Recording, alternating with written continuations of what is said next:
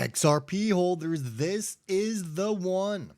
David Schwartz just confirmed what many of us have been saying for months, if not years.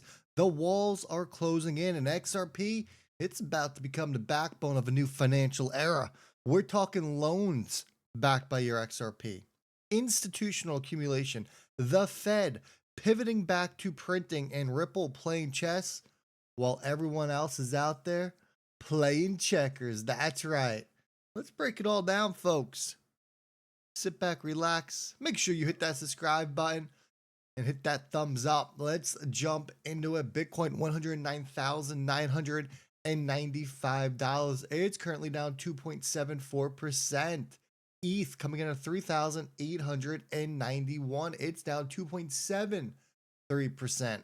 XRP, yeah, buddy, holding down the number 4 spot. It is down 3.69% on the past 24 hours, coming in at $2.55. Total cryptocurrency market cap, we are chilling at 3.78 trillion. Nothing to see here, if you ask me.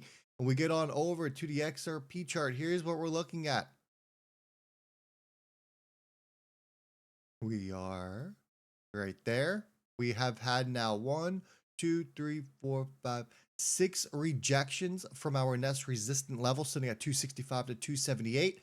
Right now, this whole area right here, this is no man's land. So we could range anywhere between 235 and 265, but there is a crap ton of support sitting down there in the green to pay attention to. That is where I'm looking. My eyes are in this range. See what happens when we enter our first support zone around $2.35. Now, XRP holders, listen up, because this is huge. Uphold, they just launched asset-backed loans.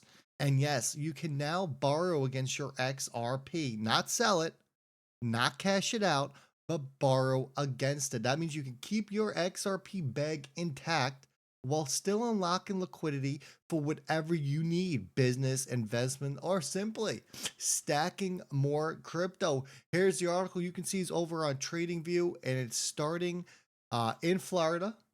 Lovely place to start. Love that.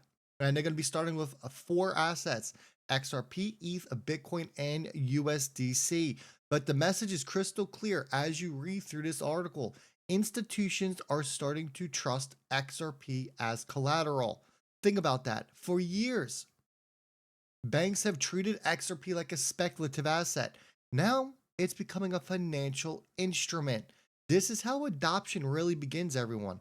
Not with hype, but with integration. Let that sink in real quick. And as you know, my partners on this channel is I Trust Capital. A lot of people always asking, Rip, why should I get with I Trust? Well, look, it's very simple.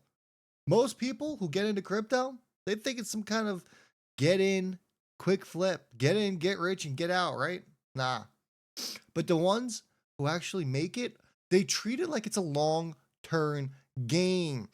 This isn't just an exchange. This isn't a crypto IRA where you can buy, sell, even stake 24/7. But here's the kicker.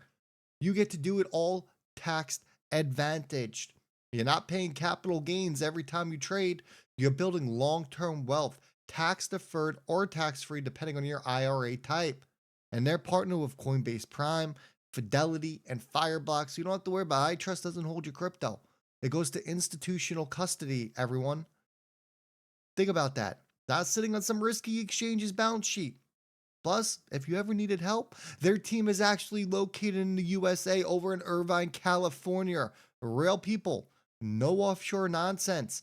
So if you actually believe in your crypto's future, don't just trade it here. Own it the smart way.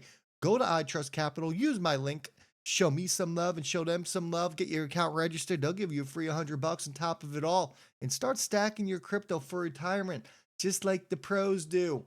Now we move over to this because we see all the latest FUD. Once again, XRP FUD. What's new? Another day in the life of being an XRP holder, right? We're used to it by now. And you know what? To be honest with you, they're not even worth your attention, because all he's doing, look, Scott's been around for a very long time. All this man is doing is engagement farming. He's looking to get clicks. He's looking to get views. He's looking to grow his account. Social media 101. Well, we'll entertain it. Why not? People buy XRP because it's a meme. He doesn't understand what XRP does. He doesn't get it. He says there's no utility on the token. There's no value. He understands Ripple the company, but XRP itself has no value, and he's looking for a pitch. He's like, look, Western Union picked Solana for the stablecoin. Swift went with Linny on ETH, which was the selling point that he heard for years. Well, it's funny because Western Union actually chose XRP before Solana, and then that contract came to an end, and now Solana is paying Western Union to use their stuff. Funny how things work. But anyways, anywho, right? You know who else said that about Bitcoin, right? You know they also said this about Doge. They said it about Trump coin. Look how those turned out. But here's the difference, because XRP didn't need a meme. It built a movement. The community didn't form around hype. It formed around the truth, around a project that's been attacked, that's been mocked, that's been regulated, and still standing stronger than ever. You can't fake that kind of conviction. You can't pay influencers to build that. That is what you call an organic network effect. And the data backs it up, because we go over to this, and Mazzari's, their latest Q3 report dropped on XRP. And it's massive. That picture looks a little blurry on your screens. 7 new ETF filings mentioned in XRP exposure. 7 major institutions now holding XRP. It has its best quarterly close since the lawsuit. And multiple stablecoins are launching on the XRP ledger, including, as we know, RLUSD and also the EUCRV. That's not real activity. That is what you call infrastructure expansion. This is the foundation for a new institutional bull run that is hitting. Ripple's been laying bricks quietly while everyone else argued over memes and FUD and who is the best TA chartist on Twitter. It's all people go on Twitter and social media to argue about. Who cares? Pay attention to what Ripple's doing. Pay attention to people talking about Ripple. Because those people who are out there just arguing, who come on Twitter day in and day out and just want to fight with you and battle with you and say something negative, they're just miserable people. They're not happy. Okay? And then when you stop engaging with them, you know what happens to those miserable people? They go away and they never come back. And now what are we looking at? Simple. The macro environment, it's about to light the fuse, because we get this, the Fed, the good old Fed, they cut rates 25 basis points yesterday, and they are officially ending quantitative tightening on December 1st. That means more liquidity, more cheap money. And if you know history, every single Fed pivot like this has triggered a massive crypto rally. Cheaper money flows into risk assets, and you know what's at the top of that list right now? Bitcoin, ETH, and XRP. It's that simple. We've seen this story before, but this time, the system's already here. And here's the wild part. A Federal Reserve governor literally said this last week. Bitcoin and crypto are now part of the fabric of the financial system. Listen. This is an acknowledgement that distributed ledgers and crypto assets are no longer on the fringes, but are increasingly woven into the fabric of the payment and financial system.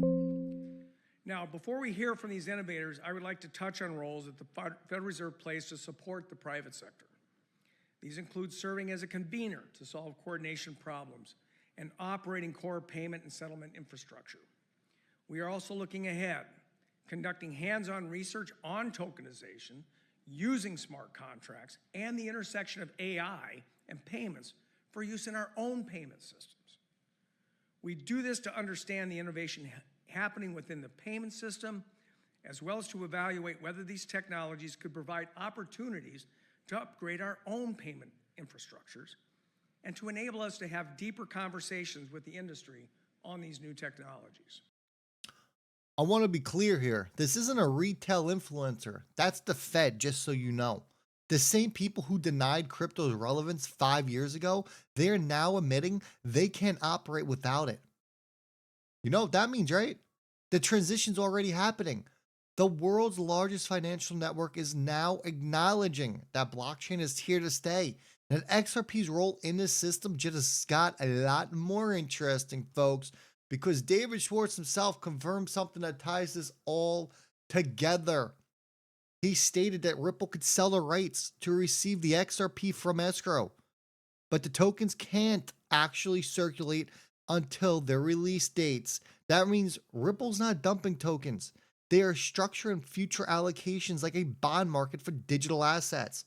That's next level financial engineering. It shows Ripple's thinking in decades, not days.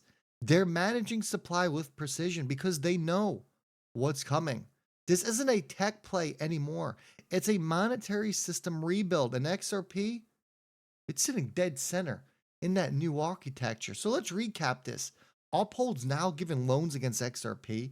The Fed's turning the money printer on. Visa's building stablecoin rails. And Schwartz just confirmed Ripple's long game.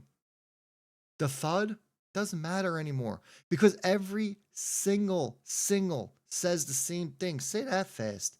XRP is becoming the infrastructure. And this isn't just hopium.